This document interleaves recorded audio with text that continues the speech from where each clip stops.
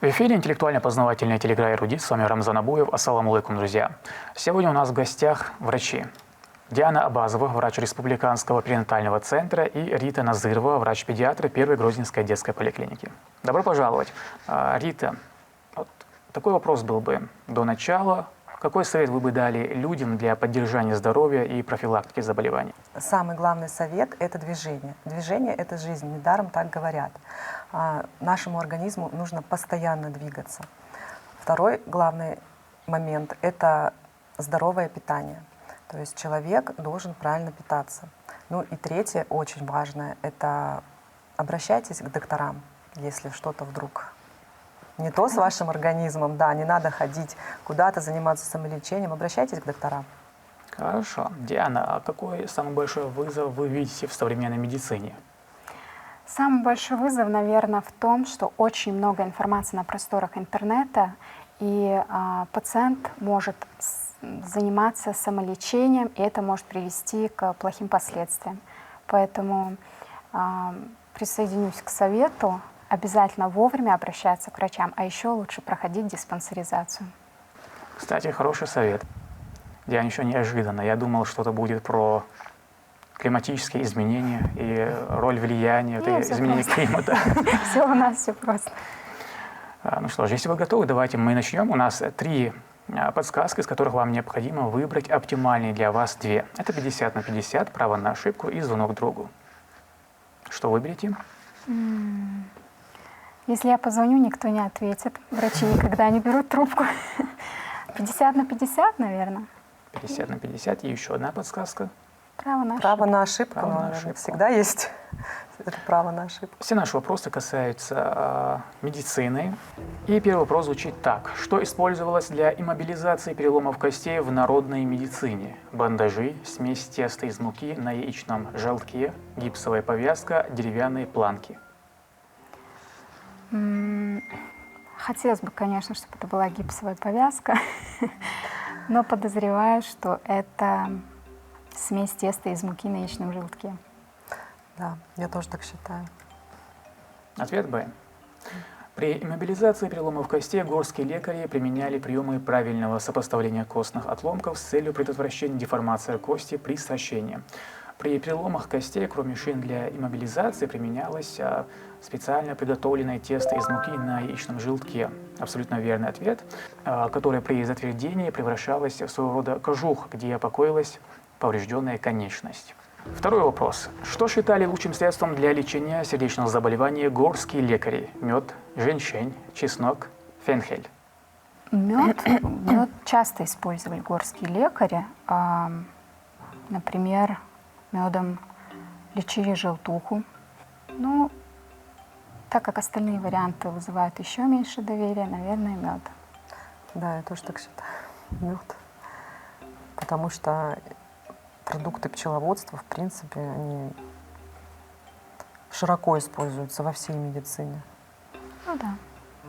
И, видимо, мед и в сердечных заболеваниях тоже играет большую роль. Ответ А. Да. В народной чеченской медицине делались попытки устранения отдельных симптомов сердечно-сосудистых заболеваний, одышки, отеков, сердечных болей. Лучшим средством при сердечных заболеваниях считался мед, который употребляли с маслом или же соком свеклы, моркови, редьки, лука. Популярен был молотый грецкий орех, смешанный с медом. Третий вопрос. Название какого растения на чеченском языке говорит о ее прямом назначении в удалении глистов? Алтей, гладиолус, золототысячник, чистотел.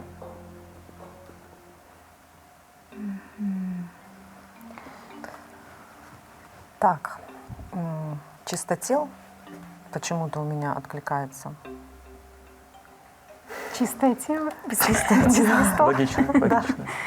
Но он, Логика есть. Насколько я знаю, чистотел, он же ядовитый достаточно. И, может быть, он в том числе и ядовит для глистов, которые выводятся у нас организмом. Может, он вообще для организма человека в целом слишком ядовит? Ну Может, да. его не использовали вообще?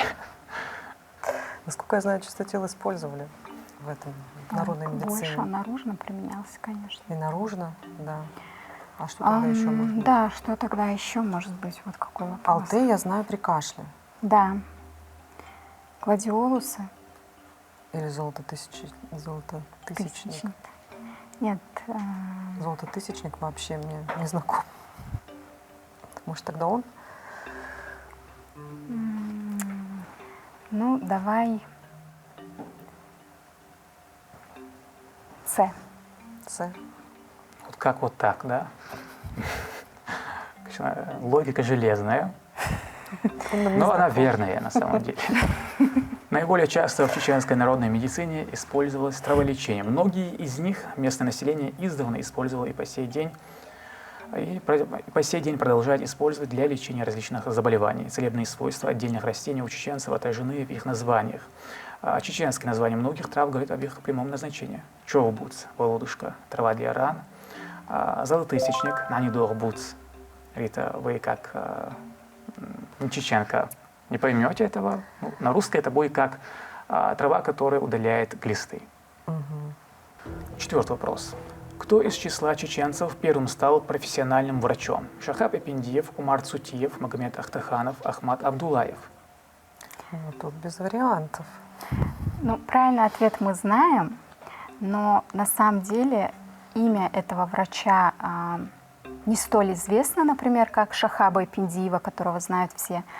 Но здесь на самом деле трагичная история. Магомед Ахтаханов после окончания медицинского института умер через 3 года от туберкулеза легких. Поэтому мы, конечно, знаем его как первого среди чеченцев, но, к сожалению, он не успел поработать врачом. Я согласна полностью с вариантом С. И хотела бы еще отметить, что в 2023 году именем Магомеда Ахтаханова была названа Урус-Мартановская центральная районная больница, где я когда-то работала врачом-педиатром. Вот как. Мы не могли не знать. Магомед Ахтаханов – это абсолютно верный ответ. Это первый профессиональный врач-чеченец. Он родился 20 мая 1893 года и с раннего возраста мечтал о медицинской карьере, проявляя живой интерес к знаниям. По просьбе его семьи общество по распространению образования и технических знаний среди горцев Тверской области обратилось к ректору Московского императорского университета с ходатайством о поступлении Ахтаханова на медицинский факультет. Они аргументировали свою просьбу тем, что среди чеченского народа не было ни одного врача, и что Ахтаханов, став врачом, может принести значительную пользу своему народу. И в сентябре 1912 года он успешно сдал вступительные экзамены и стал студентом, а в мае 1917 года, получив диплом, стал квалифицированным врачом. Диан, как вы сказали, он заболел в июне 1920 года. Его уговорили поехать на лечение в Кисловодск. К сожалению, там его жизнь оборвалась в возрасте 27 лет. Пятый вопрос. Кому из чеченских врачей было предложено остаться на родине и работать в госпитале НКВД во время выселения в 1944 году? Магомеду Эндербиеву, Умару Цутиеву, Магомеду Ахтаханову, Шахабу Эпендиеву? Не уверена насчет госпиталя НКВД, но я знаю, что Шахабу Эпендиеву предлагали остаться в Шалях, где он и работал, в связи с тем, что он действительно уважаемый был, заслуженный врач, но он отказался от этого. Я надеюсь, что это про него. Просто про госпиталь НКВД я не знала, честно.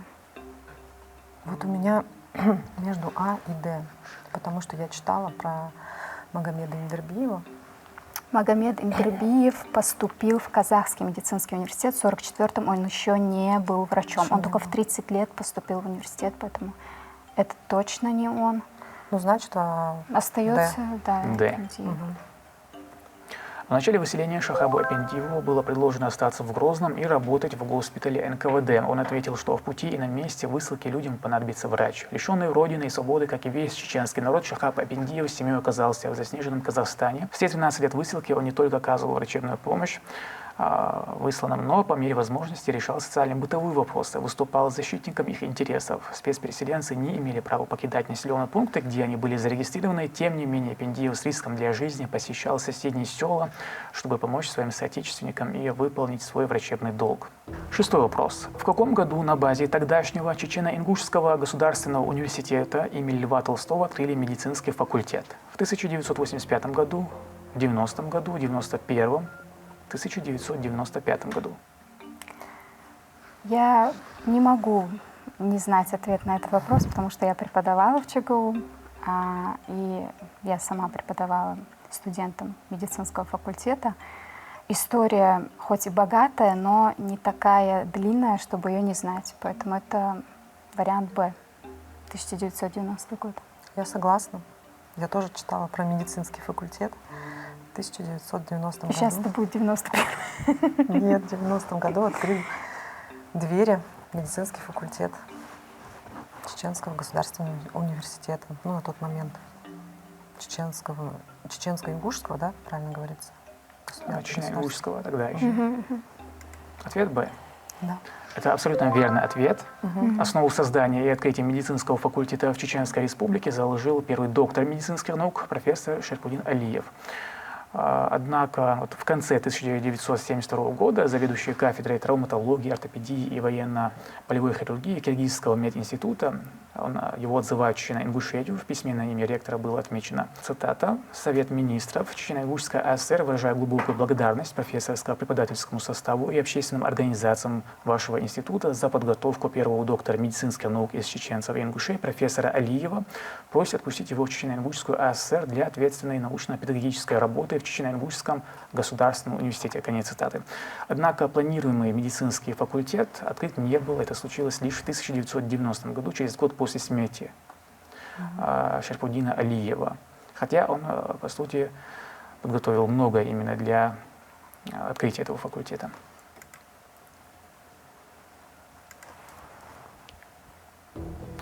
Седьмой вопрос. Что не упоминается Авиценной в его труде «Канон врачебной науки» как обязательное качество врача? Глаза сокола, мудрость змеи, сердце льва, чутье собаки. Как думаешь? Мне почему-то кажется, Д, вариант, чутье собаки. Мне тоже так кажется. Так, вы точно знаете или вы догадываетесь только? Ну, знаете, это все остальное довольно высокопарно стоит профессии врача, а чутье собаки как-то не звучит. Это абсолютно верный ответ. «Канон врачебной науки» — одна из наиболее знаменитых книг в истории медицины. На протяжении нескольких столетий был главным учебником по медицине во всех учебных заведениях мира. Автор Ибн Сина или Авиценна. И в нем Ибн Сина пишет, что врач должен обладать глазами сокола, руками девушки, мудростью змеи и сердцем льва. Вот варианта чутье собаки там нет. Восьмой вопрос. Что отец медицины Гиппократ советовал делать тому, кто хочет стать настоящим хирургом? Беречь руки, изучать анатомию, следовать за войском, всегда сохранять спокойствие. С, наверное. Следовать за войском. За войском? Потому что в те времена учителей медицины было довольно мало. Были молодые ученики Гиппократа, которым он советовал учиться, следуя за войском, потому что там очень много возможностей оперировать, и есть острая необходимость во врачах, поэтому, скорее всего, следовать за войском. Беречь руки — это немножко для современных нейрохирургов, наверное. Сохранять спокойствие тоже. Ну, давай следовать за войском тогда. Ответ С. Гиппократ, древнегреческий целитель, врач и философ, вошел в историю как отец медицины. Гиппократ является исторической личностью, и собранный в так называемый Гиппократовский корпус 60 медицинских трактатов оказали значительное влияние на развитие медицины как практики, так и науки. И вот один из которых гласит: «Хочешь быть настоящим хирургом, следуй за войском». Абсолютно верный ответ. Какого диагноза ни доктор Сова, ни фельдшерица Жаба, ни знахарь Богомол не ставили Буратино в ходе консилиума в сказке Алексея Толстого «Золотой ключик» или «Приключения Буратино»? Пациент скорее жив, чем мертв. Пациент одновременно и жив, и мертв. Одно из двух. Или пациент жив, или он умер. Пациент скорее мертв, чем жив. Подсказкой воспользуемся. Да, я не знаю ответ на этот вопрос. 50 на 50. Подсказка 50 на 50. Да. Уберите два неверных варианта ответов. И у вас остается Б и Д. Тогда я думаю, что скорее всего Б. Диана, как ты Так, думаешь? пациент скорее мертв, чем жив. Наверное, Б. Наверное. Да, точно. мы не Что-то знаем. вот из детства Это было очень как-то давно. вот, да, смотрели кажется, как «Буратино». будто бы Б. Сова приложила ухо к груди Буратино. «Пациент скорее мертв, чем жив», – прошептала она. Жаба прошептала большим ртом. «Пациент скорее жив, чем мертв». Народный лекарь-богомол с сухими, как травинки, руками начал дотрагиваться до Буратино. Одно из двух прошелестел он. Или пациент жив, или он умер. А вот вариант «пациент одновременно и жив, и мертв» не был абсолютно верный ответ. 10-й вопрос. Как вы думаете, про что он будет? Может быть, про медицину в целом? Логично. И 10-й вопрос звучит так. Чем регламентировалась деятельность врачей в Древнем Вавилоне? Клинописными табличками из Непура, Малакским кодексом, нормами Навуходоносора, законами Хаммурапи? Я на 99,9% уверена, что это законы Хаммурапи. На 0,1% думаю, может быть Малакский кодекс. Но, по-моему, это законы Хаммурапи. Ты как думаешь? Мне кажется, что ты права. 99,9 все-таки законы Хаммурапи. Ваш окончательный ответ? Да. Вавилон – это своего рода первый в мире мегаполис, располагавшийся на территории древней Месопотамии. Знаменитый кодекс Хаммурапи, один из древнейших правовых памятников в мире, регулировал не только вопросы частного и уголовного права, но и предоставление медицинских услуг. Это абсолютно верный ответ. Закон также устанавливал тариф на услуги врачей и хирургов и сурово их наказывал за непрофессиональную работу. В основе медицины в Древнем Вавилоне, как и в Египте, лежали магические ритуалы. Даже те немногие процедуры, основанные на научном знании, вроде постановки диагнозов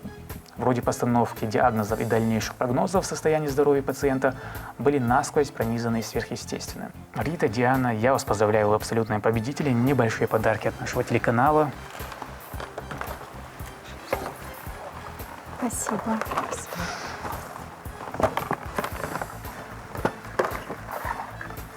Хотелось бы выразить огромную благодарность за то, что пригласили нас на передачу «Эрудит».